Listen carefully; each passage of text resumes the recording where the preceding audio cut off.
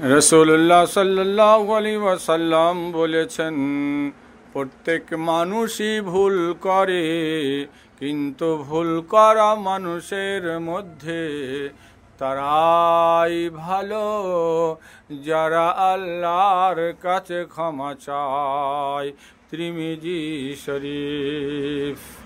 আতাইবু মিনাজ জামবি কামাল্লা জামবালাহু। রাসূলুল্লাহ সাল্লাল্লাহু আলাইহি ওয়াসাল্লাম বলেছেন, গুনাহ থেকে তওবাকারী বেগুনাহ ব্যক্তির সমতুল্য। ইবনে মাজাহ। ওয়াস্তাগফিরুল্লাহ ইন্নাল্লাহ গফুরুর রহিম।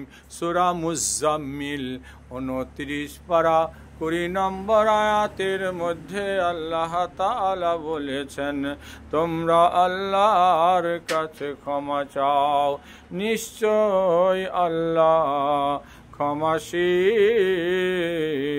দয়াময়।